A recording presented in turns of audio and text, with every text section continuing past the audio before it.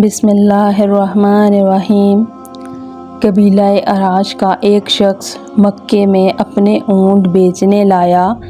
ابو جہل نے اس سے سارے اونٹوں کا سودا کر لیا۔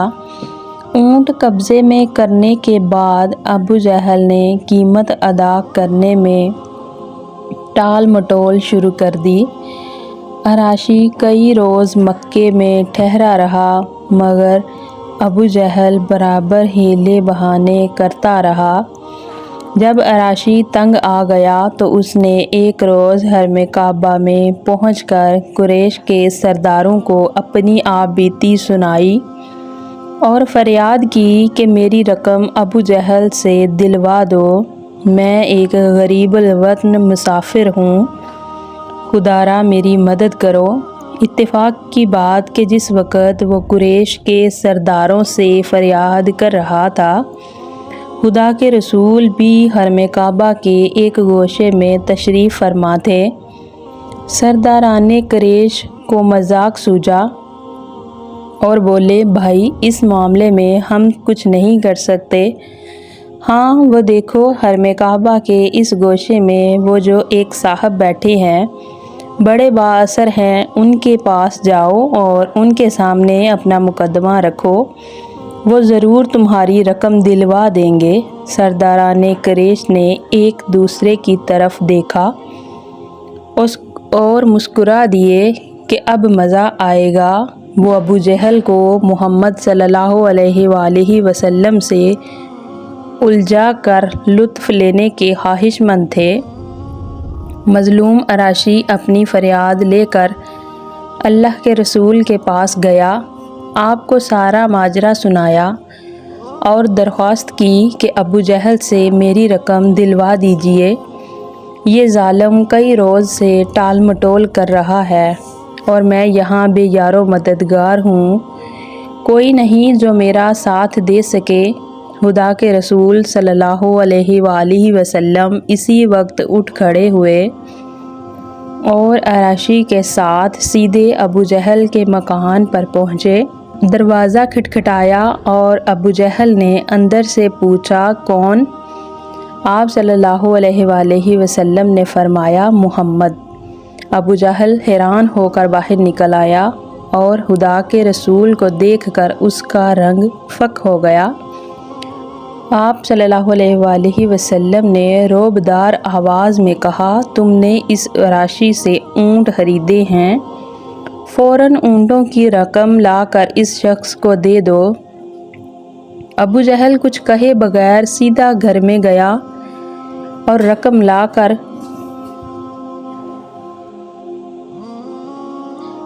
لا کر خاموشی سے اراشی کے ہاتھ پر رکھ دی۔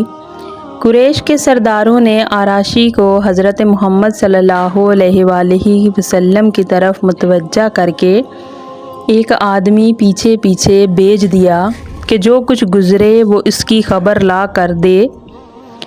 قریش کے اس مخبر نے یہ ساری رداد سرداران قریش کو آ کر سنائی۔ اس نے بتایا کہ آج میں نے وہ عجیب معاملہ دیکھا جو اس سے پہلے بھی نہیں دیکھا تھا۔ ابو جہل گھر سے باہر نکلا تو محمد صلی اللہ علیہ وآلہ وسلم کو دیکھ کر اس کا رنگ اڑ گیا، اور جب محمد صلی اللہ علیہ وآلہ وسلم نے اس سے کہا، اس اراشی کی رقم لا کر دے دو، تو یہ معلوم ہوتا تھا کہ جیسے ابو جہل کے جسم میں جان ہی نہیں ہے، وہ بغیر کچھ کہے خاموش گھر کے اندر آ گیا اور رقم لا کر اس شخص کے ہاتھ پر رکھ دی۔ قریش کے سرداروں کو حیرت بھی ہوئی اور غصہ بھی آیا۔ انہوں نے ابو جہل کو بہت ملامت کی کہ بڑا بزدل نکلا۔ ابو جہل نے کہا، کم بختو، تمہیں کیا بتاؤں کہ مجھ پر کیا گزری۔ جس وقت اس نے دروازہ کھٹکھٹایا اور میں نے اس کی آواز سنی تو اس کی ہیبت اور رعب سے میری کچھ ایسی حالت ہو گئی جیسے کوئی بے جان پتلا ہو، اور بے اختیار لرزتے کانپتے میں نے وہ سب کچھ کیا جس کی تمہیں خبر لانے والے نے خبر دی۔ ایسا ہی ایک اور واقعہ بیان کرتے ہیں۔ 8 سال کے ایک معصوم بچے کو اس کی ماں سودا اپنے میکے لے کر گئیں۔ سودا قبیلے طے کی ایک شاخ بنی معان کے لڑکے طیلہ کی بیٹی تھیں، جن کی شادی قبیلہ کلب کے ایک شخص خارث بن شرجیل سے ہوئی تھی۔ سودا اپنے پیارے بیٹے کو لے کر میکے گئیں تو وہاں ایک انتہائی قیامت خیز حادثہ پیش آیا۔ قبیلہ بن قین بن جبیر کے لوگوں نے ان کے پراؤ پر دھاوا بول دیا، سب کچھ لوٹ کر لے گئے۔ یہ ظالم جن لوگوں کو پکڑ کر لے گئے، ان میں سودا کا پیارا بچہ زید بھی تھا۔ ان دنوں طائف کے قریب عکاظ کا میلہ لگا تھا، جس میں ہر طرح کی ضرورت کا سامان بکتا تھا۔ اس میلے میں یہ لوگ زید کو بیچنے کے لیے لے کر پہنچے اور حکیم بن حزام نے بچے کو خرید لیا۔ حکیم بن حزام حضرت خدیجہ رضی اللہ تعالیٰ عنہ کے بھتیجے تھے۔ حکیم بن حزام کو یہ بچہ بہت پسند آیا۔ وہ اسے لے کر اپنی پھوپھی کے پاس پہنچے اور اپنی پھوپھی کی خدمت میں اسے نذر کر دیا۔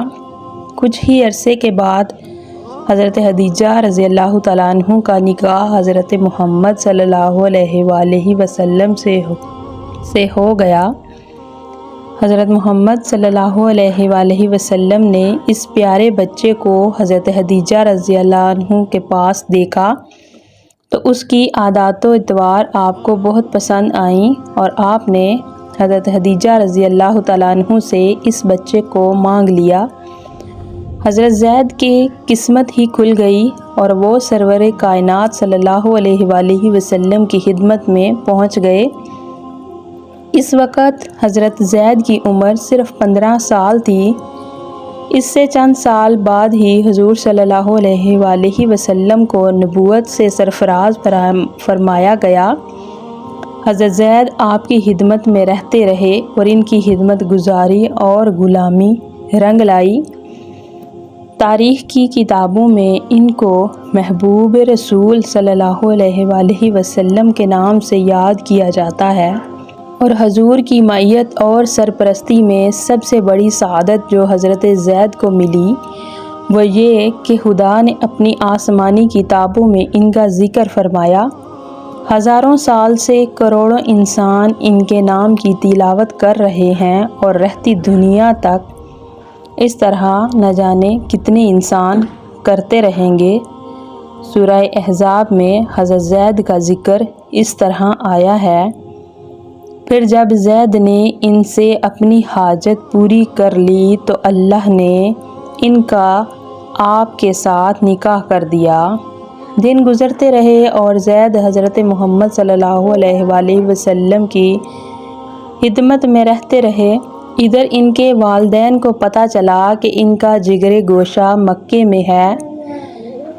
زید کے والد حارثہ اور چچا کعب تلاش میں نکلے اور تلاش کرتے کرتے حضور صلی اللہ علیہ وآلہ وسلم کی خدمت میں پہنچے۔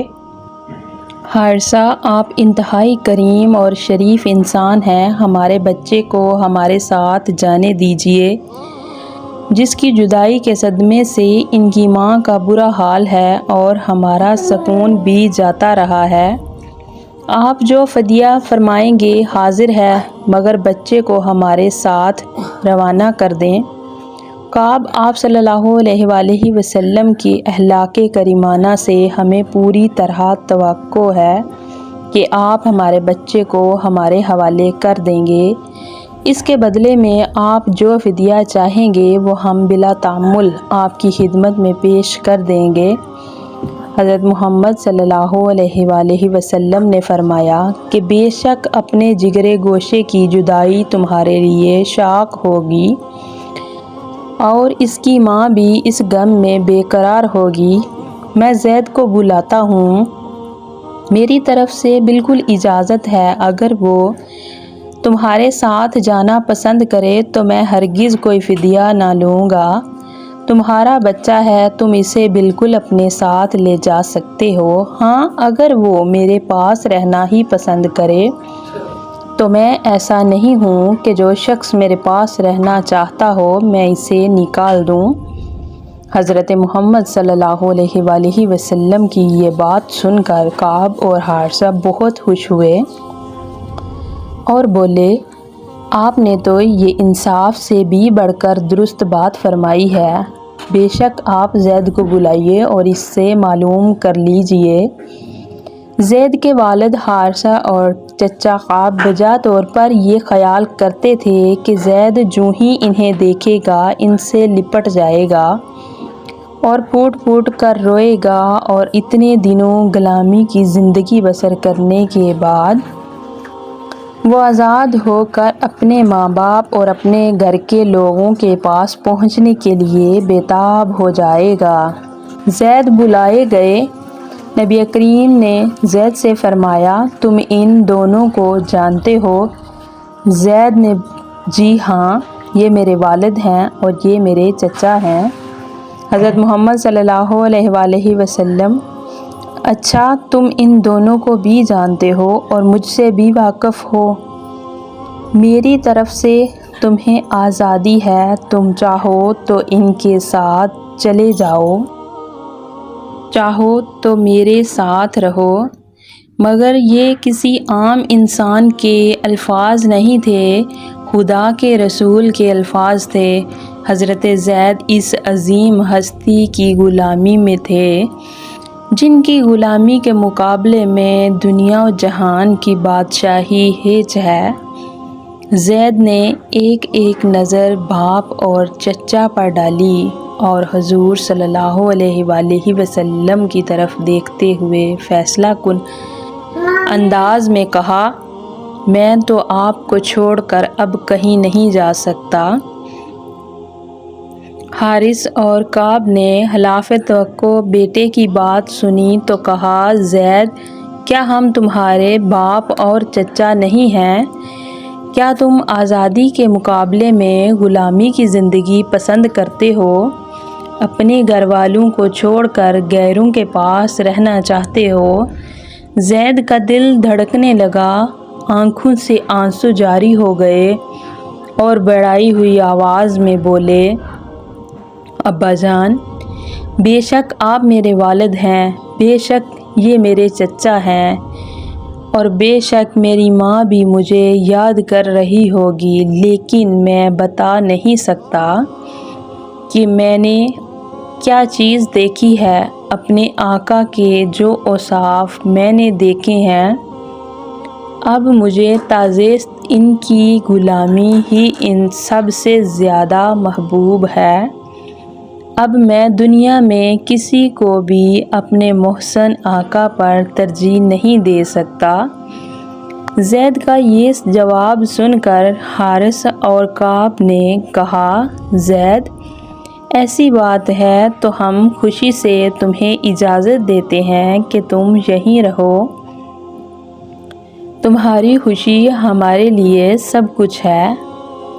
حضور صلی اللہ علیہ وآلہ وسلم نے اسی وقت زید کو آزاد کر دیا اور حرم میں جا کر قریش کے مجمع میں اعلان فرمایا، آپ لوگ گواہ رہیں، آج سے زید میرا بیٹا ہے، میں نے اس کو اپنا منہ بولا بیٹا بنا لیا ہے۔